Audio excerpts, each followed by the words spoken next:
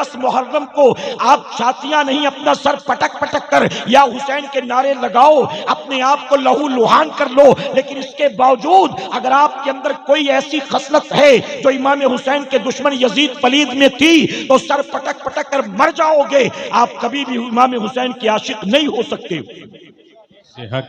یزید داڑھی منڈاتا تھا، اگر تعزیہ کندھے پر لے کر پورے گاؤں میں گھومنے والے داڑھی منڈے زندگی بھر گھومتے رہیں تو کیا حسینی بن جائیں گے؟ محبت کا دعویٰ امام حسین سے، اور صبح اٹھ کر روزانہ داڑھی منڈاؤ گے امام حسین کے دشمن کی طرح۔ کس بات کے حسینی ہو؟ صرف تعزیے کے، ڈھول کے، میلے کے، نعرے کے، ڈیگوں کے، ڈھول تماچوں کے، کس بات کے حسینی ہو؟ روزانہ صبح اٹھ کر داڑھی منڈاؤ، رسول اللہ کی سنت کو نکال کر نالیوں میں پھینکو، اور پھر کہو کہ یا حسین یا حسین۔ یہ حسین سے محبت ہے؟ یزید شراب پیتا تھا۔ آج ہمارے یہاں حالات یہ ہیں کہ آج کے دور کا نوجوان صرف شراب نہیں پیتا، اب تو ہم اتنی ترقی کر چکے ہیں کہ یزید تو بہت پیچھے رہ گیا، اب تو گانجا بھی ہے، چرس بھی ہے، چلم بھی ہے، براؤن شوگر بھی ہے، ہیروئن بھی ہے، ایم ڈی بھی ہے، کورکس بھی ہے، وائٹنر بھی ہے، سولوشن بھی ہے، بٹن بھی ہے، کتا گولی بھی ہے، اور پتہ نہیں کیا کیا۔ اگر یزید ہوتا نا تو امام حسین سے مسکرا کر کہتا کہ حسین میں شراب پیتا تھا، آپ سے برداشت نہ ہوا، یہ آپ کا نعرہ لگانے والے تو پتہ نہیں اور کیا کیا کھاتے پیتے۔ بتائیے شراب پینے والا کسی اینگل سے حسینی ہو سکتا ہے؟ چرس پینے والا، گانجا چلم پینے والا حسینی ہو سکتا ہے؟ آپ مجھے بتائیں، یا علماء موجود، پیاز اور لہسن کھانا جائز ہے کہ ناجائز ہے؟ جی، پیاز کھانا، لہسن کھانا جائز ہے کہ ناجائز؟ لیکن اگر آپ کچا کھاتے ہیں تو منہ سے بدبو آتی ہے، کریکٹ ہے؟ جائز چیز جس کو کھانے سے منہ میں بدبو آئے اس کو کھا کر مسجد میں آنا مکروہ، جائز اور حلال چیز منہ میں کھا کر آیا بدبو آتی ہے تو حلال و جائز چیز بھی مسجد میں کھا کر آنے سے منع کیا گیا۔ کیوں؟ کیونکہ بدبو آتی ہے، تو حلال و جائز چیز میں اگر بدبو آئے تو مسجد میں کھا کے آنا مکروہ ہے۔ اب جسے واضح طور پر حرام قرار دے دیا گیا، اگر تم مسلمان ہو کر وہ کھاؤ گے پیو گے اور ہفتے میں ایک بار آ کر جمعہ کی 2 رکعت پڑھو گے، تم کیا سمجھتے ہو اس 2 رکعت کے عوض اللہ تمہیں سیدھے جنت عطا کر دے گا؟ سن لو میری قوم کے جوانوں، سن لو اے چرس چلم گانجے پینے والوں، سن لو اے روزانہ شراب کے پیالے چٹکانے والوں اور شراب کو شوقیہ اپنے لبوں سے لگانے والوں، میرے نبی نے فرمایا جس کے حلق کے نیچے حرام کا ایک لقمہ یا ایک قطرہ اتر جائے تو 40 دن تک اللہ اس کی عبادت کو قبول نہیں فرماتا۔ 40 دن تک نہ سجدہ قبول، نہ تلاوت قبول، نہ دعا قبول، نہ عبادت قبول۔ اگر حرام کا ایک لقمہ، اب بتائیے جو ہر دوسرے تیسرے دن چرس چلم گانجے پیتا ہو، افیم پیتا ہو، وائٹنر لیتا ہو، براؤن شوگر لیتا ہو، ایم ڈی لیتا ہو، ہیروئن لیتا ہو، جو کچھ بھی نشے کے لیے لیتا ہو جسے شریعت نے حرام قرار دے دیا ہے، اگر وہ ہر ہفتے میں 2-3 بار کھاتا پیتا ہے اور ہفتے میں ایک بار جمعہ کی آ کر 2 رکعت پڑھتا ہے، رسول اللہ نے فرمایا مہینے بھر کی نمازیں قبول ہونا تو دور کی بات ہے، اگر تو نے ایک حلق کے نیچے حرام کا ایک لقمہ اتار لیا تو مہینے بھر کی عبادت تو درکنار، 40 دن تک تیری عبادت کو اللہ قبول کرنے والا نہیں۔ اور صرف یہی نہیں، میں صرف شراب چرس چلم گانجے کی بات نہیں کرتا، جس کا دھندا سود کا ہے، جس کی کمائی جوئے کی ہے، جس کا کاروبار فراڈ کا ہے، جس نے اپنے ہی پٹی دار رشتہ دار پڑوسی اپنے ہی بھائیوں کا مال غبن کر رکھا، باپ کے انتقال کے بعد بہنوں کا حق کھا کے بیٹھ گیا، چھوٹے بھائیوں کو کہا 2-2 لاکھ روپے لو اور اپنا اپنا راستہ دیکھو، اور کوئی مانگا تو ہاتھ پیر توڑ دوں گا، حالانکہ حصے میں سب کے 20-20 لاکھ نکلتے تھے، اور ڈرا دھمکا کر چونکہ بڑا تھا تو 2-2 دے کر بھگا دیا۔ اگر تو نے یہ بھی کھا لیا ہے تو یاد رکھنا میرے آقا نے 1450 سال پہلے فرمایا ایک آدمی طویل سفر طے کر کے آئے گا، مکہ معظمہ پہنچے گا، حرم میں داخل ہوگا، غلاف کعبہ کو پکڑے گا اور رب کی بارگاہ میں رو رو کر دعائیں کرے گا، اے میرے صحابہ بتاؤ اللہ اس کی دعا قبول کرے گا کہ نہیں کرے گا؟ صحابہ نے عرض کیا یا رسول اللہ صلی اللہ علیہ وسلم یقیناً اس کی دعا اللہ ضرور قبول فرمائے گا۔ آقا فرماتے نہیں نہیں، اس کی دعا اللہ قبول کرنے والا نہیں ہے۔ صحابہ کانپ گئے، طویل سفر طے کر کے آیا ہے، سفر کی صعوبتیں برداشت کر کے آیا ہے، حرم میں داخل ہوا ہے، کعبہ کے سامنے پہنچا ہے، غلاف کو پکڑ لیا ہے اور گڑ گڑا کر دعائیں کرتا ہے۔ پھر آخر کیا وجہ ہے کہ اس کی دعا قبول نہیں ہوتی؟ آقا فرماتے ہیں اس کے جسم کے اوپر لباس حرام کمائی کا ہے اور اس کے پیٹ کے اندر لقمہ بھی حرام کمائی کا۔ یہ کسی کا پیٹ دبا کر بیٹھ گئے، دکان کھا کر بیٹھ گئے، گھر پہ قبضہ کر لیا، کسی کو ڈرا دھمکا کر اس کی چیزیں چھین لی، پارٹنر کے ساتھ دھوکہ کر دیا، فراڈ کے دھندے کر لیے، جوا کھیلا اس میں بنا لیا، یا سود کا کاروبار کر لیا۔ میں brown sugar, heroin, M D Corex کی ہی بات نہیں کرتا، اگر کسی نے حرام راستے سے اگر کمایا ہے اور کما کر لکھپتی نہیں کروڑ پتی بن گیا، اور کروڑ پتی بن کر دنیا میں اس نے بہت عزت و دولت اکٹھا کر لی، لیکن پھر بھی اللہ کی بارگاہ میں اس کی کوئی عبادت مقبول نہیں ہے، اللہ اس کی دعا قبول کرنے والا نہیں ہے۔ میرے پیارے آقا کے پیروانوں، امام حسین کا یزید پلید کے ساتھ جھگڑا کس بات کا تھا؟ یزید داڑھی منڈاتا تھا، ہم کہے کہ حسینی ہیں، اپنے آپ کو کہیں کہ ہم تو حسینی ہیں۔ ابھی سید صاحب آئیں گے تو تب پتا چلے گا اہل بیت کی محبت کیا ہوتی ہے۔ لوگ دھکا مکی کرتے ہیں، لوگ ٹوٹ پڑتے ہیں، ہم تو سادات کے چاہنے والے ہیں، ہم تو سیدوں سے محبت کرنے والے ہیں۔ میں کہتا ہوں سوائے زبانی جمع خرچ کے، سوائے ریاکاری اور دکھاوے کے یہ کچھ بھی نہیں ہے۔ حقیقت تو یہ ہے اگر تم واقعی غوث اعظم سے پیار کرتے ہو، اگر تم واقعی امام زین العابدین سے پیار کرتے ہو، اگر تم واقعی ننھے علی اصغر سے پیار کرتے ہو، اگر تم واقعی نوجوان علی اکبر سے پیار کرتے ہو، اگر تم واقعی حضرت عباس علمبردار سے پیار کرتے ہو، اگر تم شہید کربلا امام علی مقام سے پیار کرتے ہو، اگر تم ان کے بابا مولا کائنات سے پیار کرتے ہو، تو محبت صرف زبانی جمع خرچ نہ ہو۔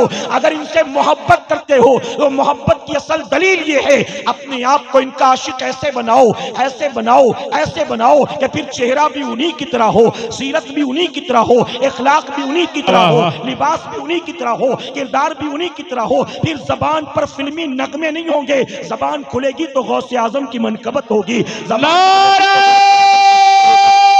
تکبیر، نعرہ رسالت، نعرہ حیدری، نعرہ حیدری حق ہے۔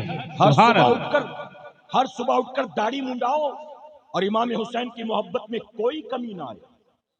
یزید کے محل میں روزانہ رات ناچ گانے کی محفل سجتی تھی، اس کے یہاں باقاعدہ طبلہ بجانے والے، ہارمونیم بجانے والے سیلری پر تھے، ناچنے والی رقاصائیں سیلری پر تھی، ہر رات محفل سجتی تھی اور پوری رات وہ اسی محفل میں گزارتا تھا۔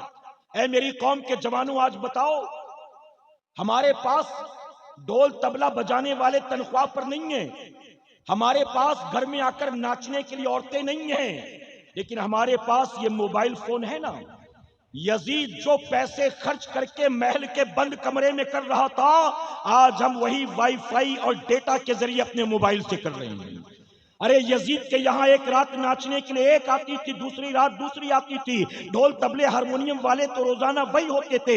ہم تو اس سے کتنا آگے نکل گئے ہیں، ہم تو انگلی کے اشارے پر ہر ہیروئن کو نچا رہے ہوتے ہیں، ہم تو نہ جانے کتنوں سے ڈھول طبلہ بجوا رہے ہوتے ہیں۔ اے میری قوم کے جوانوں، یزید کے محل میں رات بھر ڈھول گھنگرو کی آواز آتی تھی، اور آج ہمارے کانوں میں بھی رات بھر ڈھول گھنگرو کی اور ناچ گانے کی آواز آتی ہے۔ ارے جن آوازوں سے اللہ اور اس کے رسول نے نفرت کی، جن آوازوں کے مقابلے میں امام حسین کھڑے ہو گئے، آپ ذرا سوچو کہ وہی آوازیں ہم بھی سنیں اور پھر محرم کے دن کہیں یا حسین ہم نہ تھے، یا حسین ہم نہ تھے، اور پھر حسین پاک کی محبت کے نعرے لگاؤ۔ یہ کیسی محبت ہے امام حسین سے؟ اے سرکار مدینہ کے پیروانوں، اگر امام حسین سے محبت ہے، یہ تعزیہ محبت کی امانت علامت نہیں ہے، یہ تعزیہ داری محبت کی علامت نہیں ہے، علم کا بٹھا لینا محبت حسین کی علامت نہیں ہے، نعرہ لگا لینا محبت محبت حسین کی علامت نہیں ہے، صرف اور صرف نظر و نیاز کا اہتمام کر لینا امام حسین کی محبت کی علامت نہیں ہے۔ اگر واقعی اہل بیت سے پیار ہے،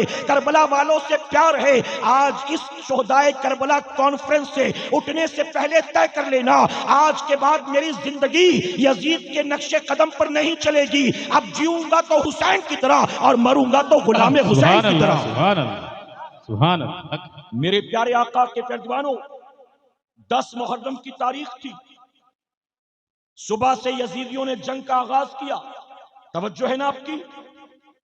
10 محرم کی تاریخ تھی، اہل بیت اطہار ان کے رفقا 3 دن سے بھوکے پیاسے تھے، یزید کی طرف سے بہت پیشکش کی گئی، سمجھایا گیا، بہلایا پھسلایا گیا، ڈرایا دھمکایا گیا، لیکن امام حسین نے کہا کسی بھی حالت میں ایک فاسق و فاجر کے ہاتھ پر میں ہاتھ نہیں دیتا، کسی بھی صورت میں میں یزید کی بیعت نہیں کرتا۔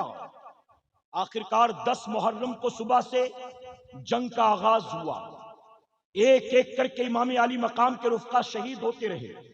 10 محرم کی تاریخ کی جمعہ کا دن تھا، جو کربلا میں نہیں تھے وہ جمعہ کی نماز کی تیاری کر رہے تھے۔ امام حسین نے اپنے ایک ساتھی کو بلایا اور کہا جاؤ یزیدیوں سے کہو تھوڑی دیر کے لیے جنگ روک دو، ہمیں ظہر کی نماز ادا کر لینے دو، بس نماز پڑھ لیں اس کے بعد کنٹینیو کرنا۔ مسافر تھے، اگر ظہر کی نماز کی مہلت مل بھی جاتی تو 2 رکعت فرض پڑھنا تھا۔ آپ کا قاصد گیا، جب جا کر اس نے یزیدیوں سے بات کی تو جانتے انہوں نے کیا کہا؟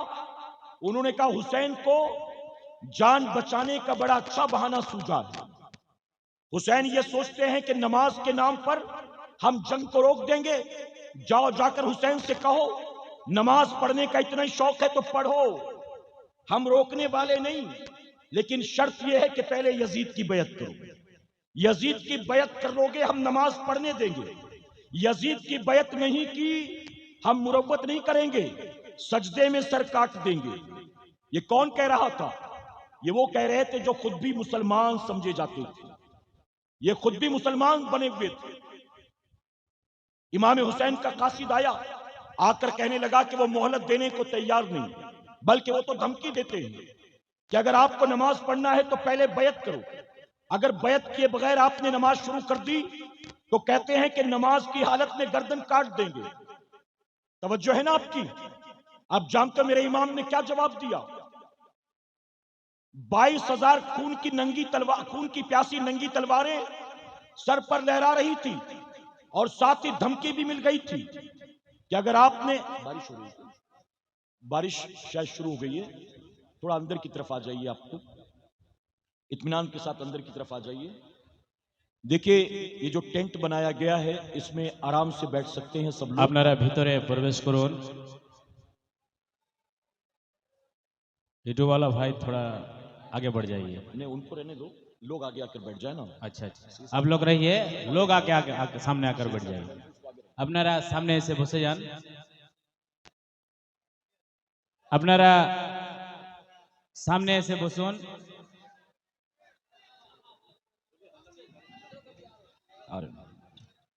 اچھا فوراً، اچھا جو لوگ یہیں پر بیٹھے تھے وہ کیوں اٹھ رہے ہیں؟ وہ بیٹھ جائیں نا، جو باہر سے آنے والے ہیں یعنی جو باہر بیٹھے تھے پنڈال کے ان کو اندر لے لو۔ بس سید صاحب تھوڑی دیر میں تشریف لانے والے اور میں بھی بالکل کنکلوژن کی طرف چل رہا ہوں، بات مکمل کرنے والا ہوں۔ دیکھیے کوئی مجھے تو بارش کی بوندیں نظر نہیں آ رہی ہیں، بارش ہو رہی ہے لیکن کوئی اتنی زیادہ بھی نہیں ہو رہی ہے، ٹھیک ہے کہ پریشان ہونا پڑے۔ بچے اور بزرگ حضرات جو ہیں وہ اندر کی طرف آ جائیں، اگر جوان بھیگ بھی جائے تو کوئی مسئلہ نہیں نا، اپنے پیٹ کے لیے تو کئی بار بھیگے ہوں گے نا، اپنے پیٹ کے لیے روزی روٹی کے لیے تو کئی بار بھیگے ہوں گے، کہیں نکل گئے راستے میں اور بارش شروع ہو گئی، چھپنے کی کوئی جگہ نہیں تھی تو کیا کرتے تھے؟ گھر تو واپس نہیں آتے تھے نا، پھر تو بھیگ ہی جاتے تھے۔ کوئی بات نہیں، آج اگر بھیگ بھی جاؤ گے تو آپ کا یہ بھیگنا بھی میرا مولا دیکھ رہا ہے، آپ کا یہ بھیگنا بھی پیٹ کے لیے نہیں ہے، رب رسول کی رضا کے لیے۔ اور میرے نبی فرماتے جو علم کی طلب میں اپنے گھر سے چلا اور اس کے پیر گرد آلود ہوئے یعنی پاؤں میں دھول مٹی لگ گئی، آقا فرماتے اللہ ان پیروں کو جہنم سے آزاد فرما دے گا۔ تو اگر ذکر کی محفل کی طرف چلے، پیر میں دھول مٹی لگ گئی تو ان پیروں کو جہنم سے آزاد، اللہ کے خزانے میں کوئی کمی نہیں ہے، آج شہدائے کربلا کے نام پر اگر آپ پر بارش کے چند چھینٹے پڑ بھی گئے، یہ بارش آپ کو انشاءاللہ محشر کی پیاس سے بچا لے گی. سبحان اللہ، حق ہے. یہ بارش آپ کو محشر کی گرمی سے بچا لے گی. یہ بارش آپ کو قبر کی گرمی سے بچا لے گی انشاءاللہ. تو تھوڑی سی بارش کے قطرے پڑ بھی جائیں تو کوئی مسئلہ نہیں. ٹھیک ہے، اجازت ہے آپ کی. جو بزرگ حضرات ہیں جن کے بیمار ہو جانے کا اندیشہ ہے، بچے ہیں، وہ اندر کی طرف بیٹھ جائیں. نوجوان باہر چلے جائیں گے تو بھی کوئی مسئلہ نہیں ہے. اور شاید سب بیٹھ بھی گئے تو شاید بارش رک بھی گئی ہے. اللہ سب کو جزائے خیر عطا فرمائے. ایک بار درود شریف پڑھ لیں آپ. اللہم صلی علی محمد وآلہ الف الف مرہ. میرے پیارے آقا علیہ الصلوۃ والتسلیم کے پیروانوں میں عرض کر رہا تھا کہ امام حسین کے قاصد نے آ کر کہا کہ وہ ماننے کو تیار نہیں، بلکہ وہ دھمکی دے رہے ہیں. وہ کہہ رہے ہیں کہ اگر نماز پڑھنا ہے تو پہلے یزید کی بیعت کرو اور پھر نماز پڑھو. اگر بنا بیعت کے تم نے نماز شروع کر دی تو ہم مروت نہیں کریں گے، ہم سجدے میں سر کاٹ دیں گے. تو جانتے ہو امام حسین نے یہ نہیں کہا عذر ہے، اللہ دیکھ رہا ہے، جان پر بن آئی ہے، اللہ معاف کرنے والا ہے، چلو جان بچا لیں، نماز بعد میں قضا کر لیں گے. امام جانتے تھے اگر قضا کر دوں گا تو قیامت تک جب بھی کربلا کا ذکر کیا جائے گا تو ہر کہنے والا یہی کہے گا کہ حسین نے نماز قضا کر دی تھی، حسین نے نماز قضا کر دی تھی. اس لیے امام نے قیامت تک کے لیے مثال قائم کر دی. آپ نے نماز کو قضا نہیں فرمایا، آپ نے کہا جاؤ جا کر یزیدیوں سے کہہ دو کہ مجھے دھمکیاں دینا بند کر دے. اگر وہ کہتے ہیں کہ نماز پڑھنے کے لیے یزید کی بیعت کرنی ہوگی تو جاؤ کہہ دو کہ میں یزید کی بیعت کرنے کے لیے نہ کل تیار تھا اور نہ آج تیار ہوں. اور ان سے کہہ دو کہ اگر وہ سجدے میں سر کاٹنے پر آمادہ ہیں تو حسین بھی سجدے میں اپنا سر کٹانے پر آمادہ ہے. سبحان اللہ، سبحان اللہ. امام نے کہا سر کٹتا ہو تو کٹے لیکن نماز قضا نہیں ہوگی. ہم حسینی ہیں، برا مت مانیے گا. جب 10 محرم کو یہ ڈھونگ دھتورے کرتے ہو نا تو اس دن فجر پڑھی ہوتی ہے آپ نے، ظہر پڑھی ہوتی ہے آپ نے، عصر مغرب عشاء پڑھتے ہو آپ. میلہ تو لگاتے حسین کے نام پر، ڈھول بھی، تماشا بھی، کھلونے بھی، مرد عورت کی خلط ملط، بے حیائی، بے پردگی بھی، یہ سب کچھ کرتے ہو جس کا کربلا سے کوئی تعلق نہیں ہے. اور امام حسین کربلا میں سجدے کی حالت میں اپنے سر کو کٹا رہے ہیں. ہر تاریخ نگار یہی لکھتا ہے، ہر سیرت لکھنے والا یہی لکھتا ہے، ہر خطیب اپنی تقریر میں یہی کہتا ہے. اس روایت میں کہیں کوئی اختلاف نہیں ہے. میرے امام 3 دن کے بھوکے پیاسے تھے، حالت سجدہ میں آپ نے سر کو کٹایا ہے، اپنے خیمے میں نہیں، اپنے گھوڑے کی پشت پر نہیں، اپنے گھر کے دسترخوان پر نہیں، بلکہ سجدے کی حالت میں. اور امام نے سجدے میں سر کٹا کے بتا دیا اے قیامت تک آنے والے میرے نانا کے امتیوں، اپنی آنکھوں سے دیکھ لو، حسین کو بیٹا بھی پیارا ہے، بھائی بھی پیارا ہے، شہر بانو بھی پیاری ہے، حسین کو بیٹی سکینہ بھی پیاری ہے، حسین کو اپنا گھر بار بھی پیارا ہے، حسین کو اپنی زندگی اور مدینہ بھی پیارا ہے. لیکن اے میرے نانا کے امتیوں دیکھ لو، حسین کو اگرچہ سب چیزوں سے پیار ہے لیکن سجدے میں سر کٹا کر امام نے بتایا حسین کو سب سے زیادہ نانا کی آنکھوں کی ٹھنڈک نماز سے پیار ہے. سبحان اللہ، سبحان اللہ، سبحان اللہ. امام حسین 22,000 تلواروں کے سائے میں جان کو داؤں پر لگا کر نماز ادا کریں. حسین 22,000 تلواروں میں نماز پڑھیں اور ہم 4 یاروں میں ہوتے ہیں تو نماز بھول جاتے ہیں، کاروبار میں ہوتے ہیں تو نماز بھول جاتے ہیں، شادی بیاہ میں ہوتے ہیں تو نماز بھول جاتے ہیں. میرے پیارے آقا کے پیروانوں، اگر واقعی امام حسین سے 100% نہیں 10% بھی پیار کرتے ہو، آج شہید کربلا کانفرنس سے یہ تحفہ لیتے ہوئے جانا. اے امام سجدے میں آپ نے سر کو کٹایا تھا، آپ کی شہادت والا مہینہ قریب ہے اور اس ماہ محرم کے آنے سے پہلے ہم تمام وعدہ کرتے ہیں ہم محض زبانی جمع خرچ والے سنی نہیں بنیں گے، ہم صرف یزید کے نقش قدم پر چلنے والے حسینی نہیں بنیں گے. اے امام ہمیں آپ سے محبت ہے، آپ کے نانا سے محبت ہے. اب دنیا ادھر کی ادھر ہو جائے ہم جان بوجھ کر ایک وقت کی نماز کو قضا نہیں کریں گے. آپ یہ طے کر کے جائیں گے اور آج یہاں سے تحفہ لے کر جائیں گے. کہیں انشاءاللہ. انشاءاللہ. ہماری مائیں بہنیں بھی سن لیں.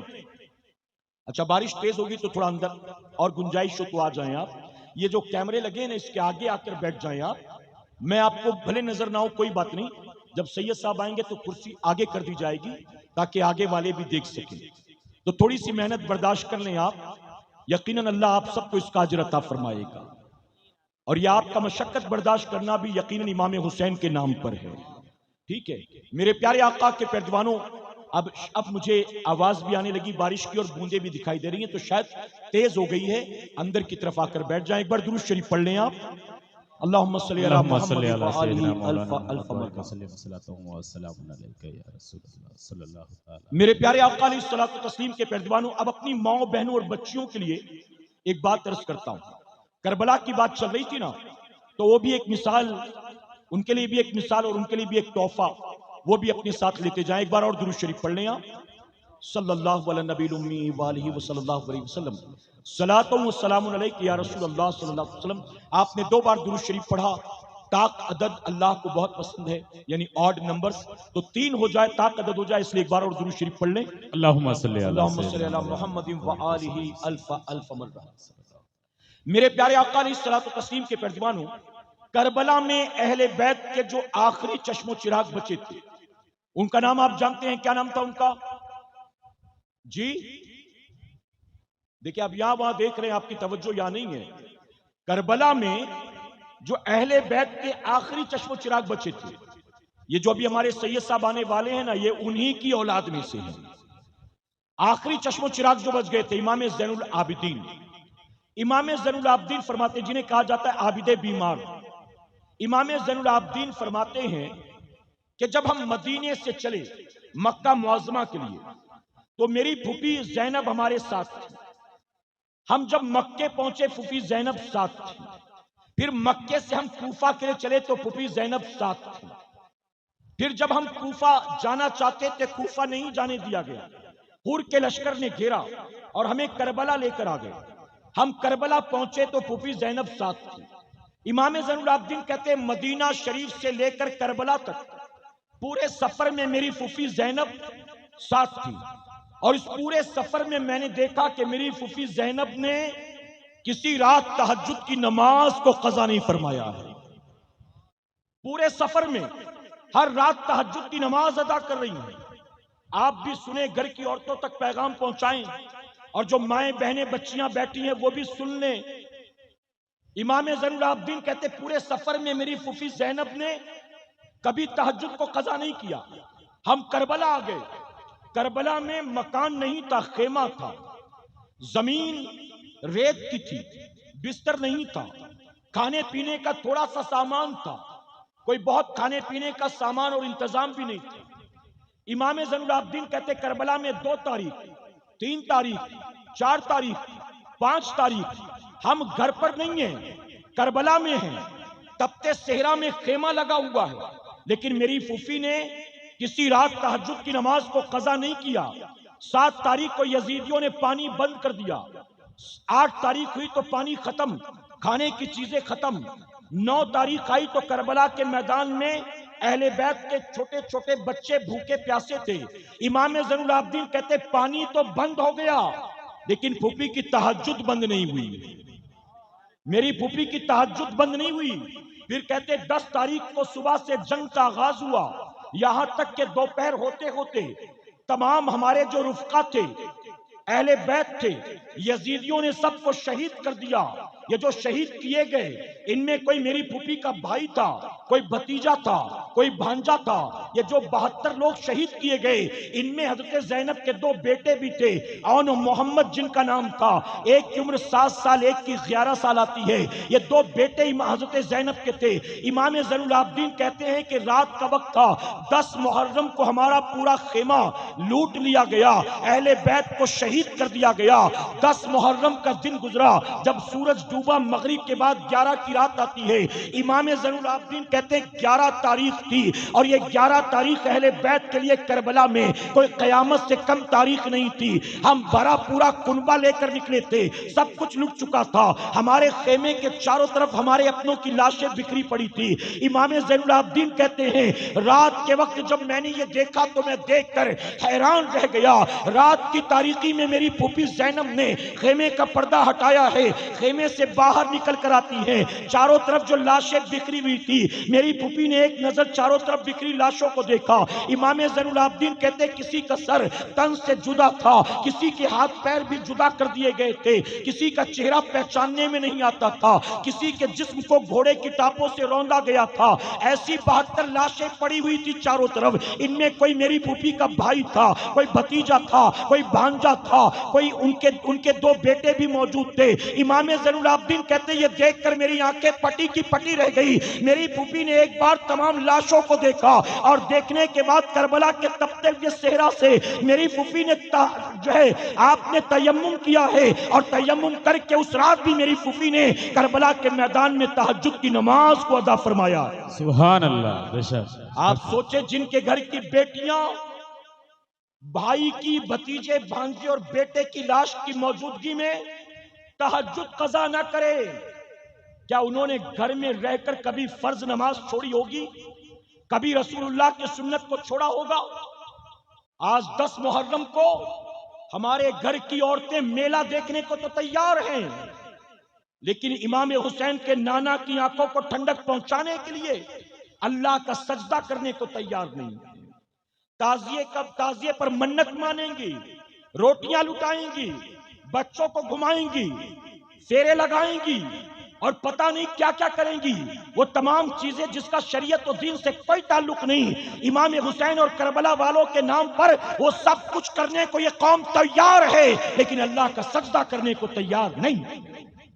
یزید بے نمازی تھا, تم 10 محرم کو الٹے سر کھڑے ہو کر جو کرنا کر لو.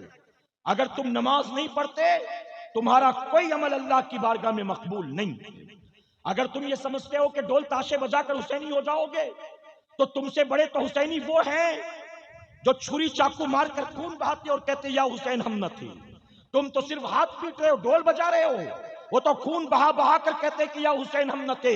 جب وہ خون بہا بہا کر ظالم محبت حسین کا دعویٰ کرنے والا حسینی نہیں ہو سکتا تو صرف ڈھونگ دھتورے کر کے کیا ہم حسینی ہو جائیں گے؟ اگر حسینی ہو, امام حسین سے محبت ہے تو امام حسین کے نقش قدم پر چلو, اور داڑھی منڈانا حسین کا طریقہ نہیں. رات بھر بستر پر لیٹ کر فلمیں, ڈرامے, کھیل تماشے دیکھنا حسین کا طریقہ نہیں. ارے تاریخ کی کتابوں میں البدایہ والنہایہ میں آتا ہے رات کا اندھیرا چھاتا تھا تو یزید کے محل سے ڈھول گھنگرو کی آواز آتی تھی اور حسین کے کمرے سے قرآن کی تلاوت کی آواز آتی تھی. جب فجر کی اذان ہوتی یزید اپنے بستر پر شراب کے نشے میں دھت پڑا ہوتا تھا اور امام حسین گھر کا دروازہ کھول کر اللہ کے گھر کی طرف بڑھتے تھے, اور صرف جا کر مسجد میں نماز نہیں پڑھتے تھے بلکہ مدینے کی مسجد میں مدینے والوں کی امامت فرمایا کرتے تھے. سبحان اللہ. سبحان اللہ. کام کرو یزید والے اور دعویٰ کرو حسینی ہونے کا. میرے پیارے آقا کے پیروانوں, آپ مجھے بتائیں, اگر ماں باپ آپ سے کوئی بات کہیں اور ماں باپ کی بات آپ نہ مانیں تو ماں باپ کہیں گے اللہ ایسی اولاد ہر ایک کو دے؟ ماں باپ کہیں گے؟ ماں باپ اس اولاد کو پسند کریں گے جو اولاد دن رات ماں باپ کی نافرمانی کرے؟ اگر آپ کے ابا نے کہا اگلی بار میں اس لڑکے کے ساتھ تجھے نہیں دیکھوں, لڑکا اچھا نہیں ہے, اور آپ کہیں میرا باپ پاگل ہو گیا, میرے باپ کو دنیا داری سمجھ میں نہیں آتی ہے, میرے باپ کو صحیح غلط کی پہچان نہیں ہے, تو کیا آپ اچھی اولاد کہلائیں گے؟ اگر آپ کی والدہ آپ سے کچھ کہے اور آپ کہیں میں تیری بات نہیں مانتا, آپ بتائیے کیا فرما بردار اولاد کہلائیں گے؟ امام حسین نے نماز کی حفاظت کے لیے, امام حسین نے قرآن کی حفاظت کے لیے, امام حسین نے دین کی حفاظت کے لیے سب کچھ لٹا دیا, اور ہم حسینی امام حسین کی قربانی کی وجہ سے دین صحیح سلامت ہم تک پہنچا, اور جب دین ہم تک پہنچا تو ہم صرف زبانی جمع خرچ والے حسینی بنے رہے, امام حسین کے نقش قدم پر چلنے کی کوشش نہیں کی. میرے پیارے آقا علیہ الصلوۃ والتسلیم کے پیروانوں, امام حسین سے پیار ہے, اللہ کے سجدوں سے پیار کرو, کہ انشاءاللہ. میں آپ سے ایک سوال پوچھتا ہوں, اجازت ہے آپ کی؟ میں جانتا ہوں آپ بے چینی کے ساتھ سید صاحب کا انتظار کر رہے ہیں, حالانکہ سید صاحب کو اب تک آ جانا تھا کیونکہ انہیں نکلنا بھی تھوڑا جلدی ہے, لیکن انتظامیہ والے لے کر نہیں آئے, کوئی مسئلہ نہیں, کچھ ریزن ہوگا, بہرحال آتے ہوں گے. تو اگر آپ کی اجازت ہو تو ایک بات آپ سے پوچھوں میں. جی اجازت ہے؟ آپ اس گاؤں کے ہوں گے، کسی اور گاؤں کے ہوں گے، آپ مجھے بتائیں، آپ جمعہ کی نماز پڑھنے کے لیے مسجد میں آئے اور اچانک آپ نے دیکھا کہ مصلی امامت پر جو آدمی آ کر کھڑا ہوا داڑھی مونڈا ہے، آپ کے گاؤں کا شرابی ہے وہ، آپ کے گاؤں کا جواری ہے وہ، آپ اس کے پیچھے نماز پڑھیں گے جمعہ کی؟ جی، داڑھی والے ہی نہیں، داڑھی مونڈے بھی اس کے پیچھے نماز نہیں پڑھیں گے، نیک نمازی نہیں، محلے کے شرابی بھی اس کے پیچھے نماز نہیں پڑھیں گے۔ وہ آدمی کہے گا کہ امام صاحب چھٹی پر گئے ہیں اور امام صاحب نے مجھ سے کہا کہ جمعہ سنبھال لینا، تو اس لیے میں جمعہ پڑھاؤں گا۔ آپ پڑھیں گے اس کے پیچھے نماز؟ میرے پیارے آقا کے پیارے دیوانوں، آپ کہہ رہے ہیں کہ میں اس کے پیچھے نماز نہیں پڑھوں گا، کیوں؟ کیونکہ داڑھی مونڈا ہے۔ نماز نہیں پڑھوں گا کیوں؟ کیونکہ شراب پیتا ہے۔ نماز نہیں پڑھوں گا کیوں؟ کیونکہ وہ جواری ہے۔ آپ یہ کہتے ہیں کہ شرابی ہو، جواری ہو، داڑھی مونڈا ہو، میں اس کے پیچھے نماز پڑھنے کو تیار نہیں۔ آپ مجھے بتائیں کہ اگر آپ اپنی مسجد میں ایک وقت کی نماز ایسے فاسق و فاجر کے پیچھے پڑھنے کو تیار نہیں ہے تو میرا امام ایسے فاسق و فاجر کو اپنا خلیفہ ماننے کو تیار کیسے ہو جاتا ہے؟ اگر امام حسین نے سرنڈر کر دیا ہوتا، اگر امام حسین نے صرف اپنی جان کے لیے، اپنے بچوں کی حفاظت کے لیے، فتنہ نہ ہو، فساد نہ ہو، لفڑا جھگڑا نہ ہو، چلو بیعت کر لیتے ہیں، بیعت کر لیتے ہیں، اگر امام نے صرف یہ سب کچھ سوچ کر مصلحت کے تحت ایک فاسق و فاجر کے ہاتھ میں ہاتھ دے دیا ہوتا تو جانتے ہو آج ہر مسجد کا امام داڑھی مونڈا ہوتا، شرابی ہوتا، زانی ہوتا، جواری ہوتا۔ اور اگر مقتدی کہتا کہ آپ امام ہو کر شراب پیتے ہو، شرم نہیں آتی، تو وہ کہتا تو امام حسین سے زیادہ سمجھدار ہے، امام حسین سے زیادہ پرہیزگار ہے۔ امام حسین نے ایک داڑھی منڈے شرابی فاسق و فاجر کو امام بھی مانا، خلیفہ بھی مانا، تو تو مجھے اپنا امام کیوں نہیں مانتا؟ تو امام نے اس پہلے داڑھی منڈے، اس شرابی، زانی اور سود خور کی مخالفت کر کے امام حسین نے قیامت تک کے لیے اس برائی کے دروازے کو بند کر دیا۔ سبحان اللہ۔ نعرہ تکبیر، نعرہ تکبیر، نعرہ رسالت، نعرہ رسالت، نعرہ حیدری، نعرہ شاہ است حسین، بادشاہ است حسین، شاہ است حسین، بادشاہ است حسین، دین است حسین، دین پناہ است حسین، سرداد نداد دست در دست یزید، حقا کے بنائی لا الہ است حسین۔ اور کسی نے بہت خوب کہا، شہیدوں کو تو ہونا چاہیے نازاں شہادت پر، شہیدوں کو تو ہونا چاہیے نازاں شہادت پر، حسین ابن علی تم پر شہادت ناز کرتی ہے۔ میرے پیارے آقا علیہ الصلوۃ والتسلیم کے پیارے دیوانوں، اس وقت ہم اور آپ شہید کربلا کانفرنس میں موجود ہیں اور وقت تیزی کے ساتھ آگے بڑھ رہا ہے، اور بس تھوڑی دیر کے بعد آپ کو آج کا مرکزی خطاب انشاءاللہ اولاد غوث اعظم علی جناب حضرت علامہ مولانا سید امین القادری صاحب قبلہ سے سماعت کرنا ہے۔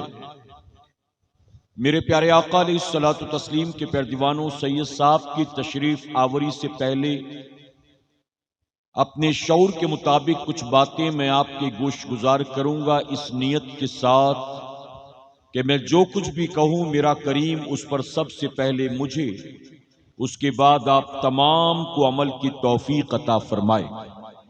میرے پیارے آقا علیہ الصلوۃ والتسلیم کے پیارے دیوانوں، ایک بات جو میں آپ کے ویسٹ بنگال کے، اڑیسہ کے، یو پی، جھارکھنڈ اور بہار کے جلسوں میں اکثر عرض کرتا ہوں، آج آپ کے سامنے وہی بات بہت ادب کے ساتھ عرض کرنا چاہتا ہوں، اور وہ یہ ہے کہ یہ محفل کسی دنیا دار کی محفل نہیں ہے، بلکہ یہ ساری کائنات کے مالک و مختار کی محفل ہے. یہ کسی دنیا دار کی محفل نہیں ہے بلکہ یہ محبوب پروردگار کی محفل ہے. تو اس محفل میں یوں ہی منہ اٹھا کے نہ چلے آیا کرو، بلکہ اس محفل کے لیے تھوڑا سا اہتمام کے ساتھ اپنے گھروں سے نکلا کرو. اس محفل میں جب بھی آؤ ادب کے ساتھ آؤ. اللہ توفیق دے تو حضور کی سنت والا لباس پہن کر آؤ. اللہ توفیق دے تو وضو کر کے آیا کرو. اللہ توفیق دے تو اپنے سروں کو ڈھانک کر آیا کرو. ان محفلوں میں یوں ہی منہ اٹھا کر مت آیا کرو. میرے پیارے آقا علیہ الصلوۃ والتسلیم کے پیارے دیوانوں، اس کی وجہ یہ ہے کہ اس محفل میں جو بھی جیسے بھی آیا ہے اللہ ہر ایک کو ثواب، ہر ایک کو نیکی عطا فرمائے گا.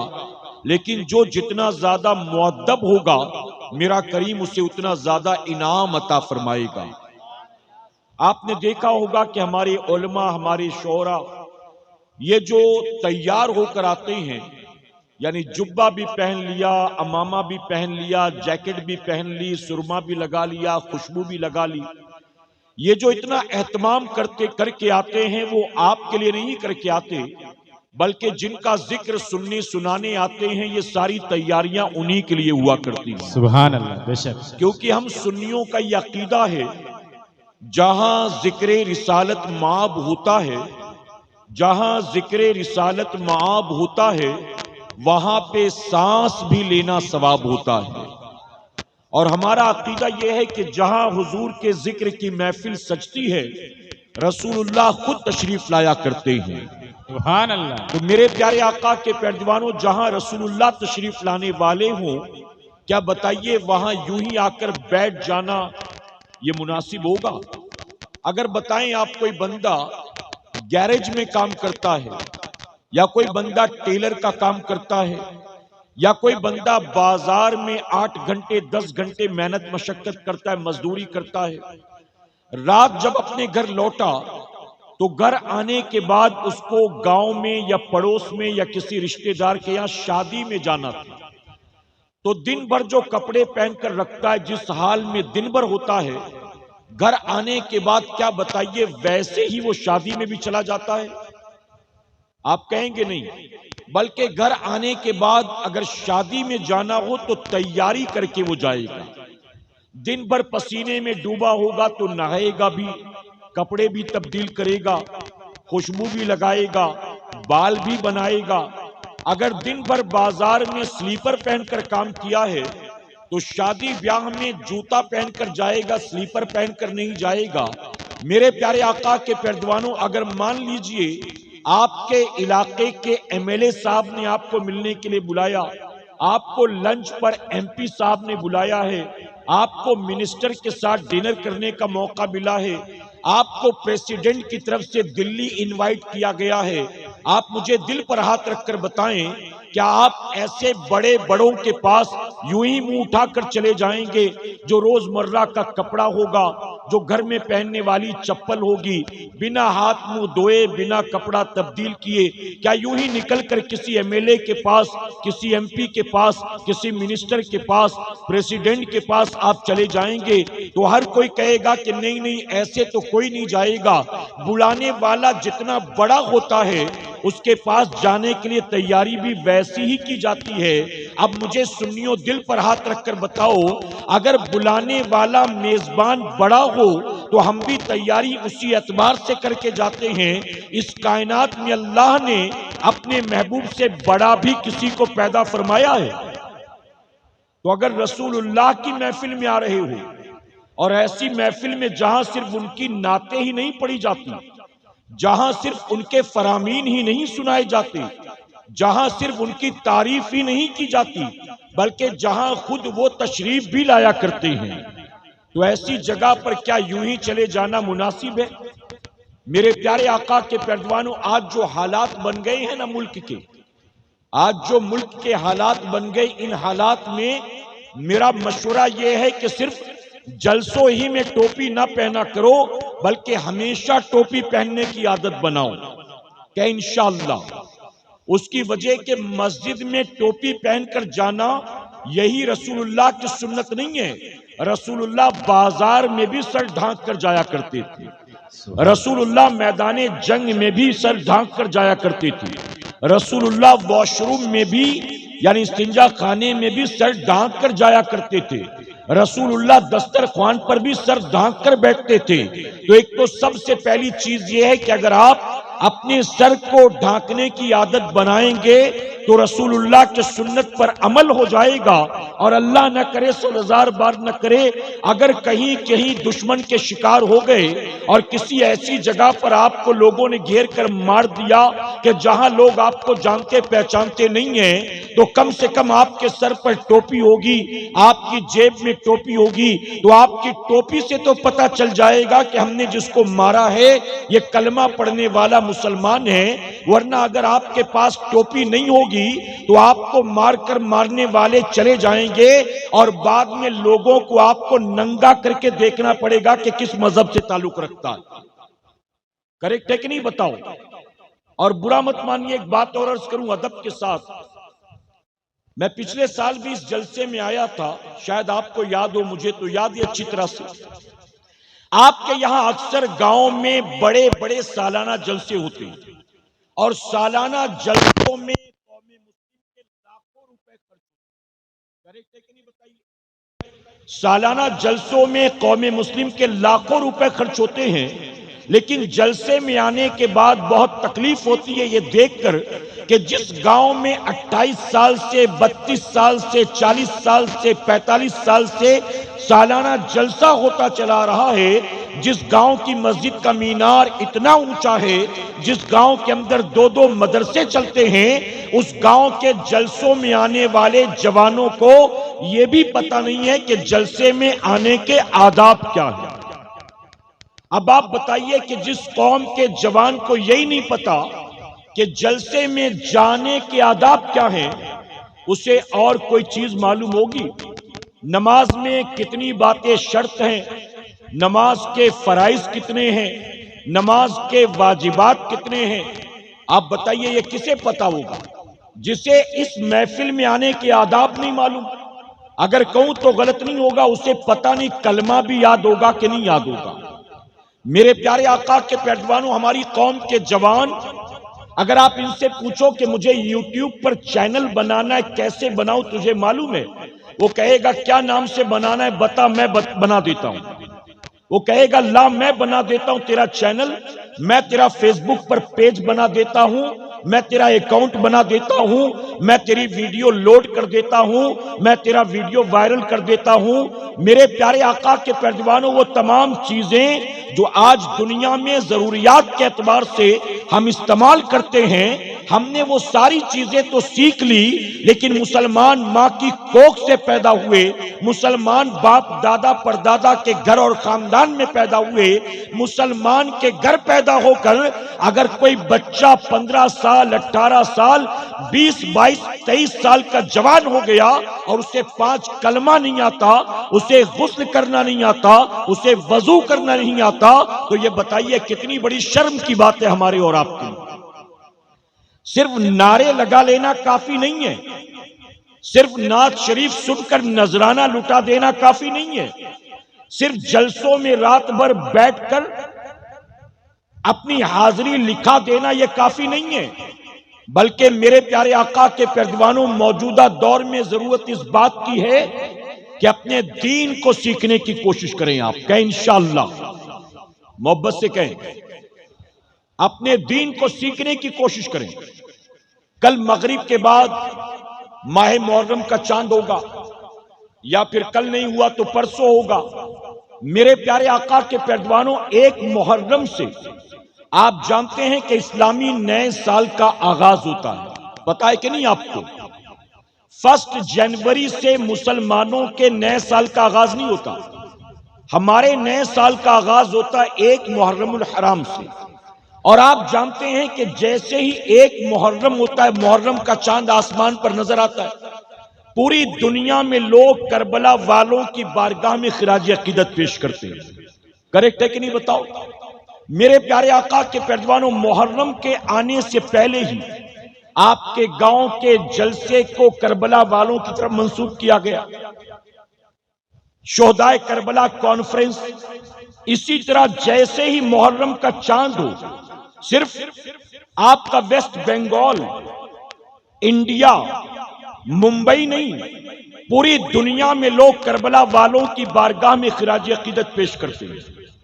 کہیں ذکر حسین کی محفل سجتی ہے، کہیں امام حسین کے نام پر لنگر ہوتا ہے، کہیں امام حسین کے نام پر سبیل لگائی جاتی ہے، کہیں امام حسین کے نام پر تعزیہ بٹھایا جاتا ہے، کہیں امام حسین کے نام پر میلے لگائے جاتے ہیں، کہیں امام حسین کے نام پر طرح طرح کے رسم و رواج کیے جاتے ہیں، کہیں امام حسین کے نام پر نوحہ مرثیہ ماتم ہوتا ہے، کہیں امام حسین کے نام پر صرف تعزیہ نہیں بلکہ تعزیہ داری بھی ہوتی ہے، کہیں امام حسین کے نام پر لوگ فقیر بن کر گھومتے ہیں، کہیں امام حسین کے نام پر لوگ شیر بن کر تماشا دکھاتے ہیں، کہیں امام حسین کے نام پر علاوے کودے جاتے ہیں۔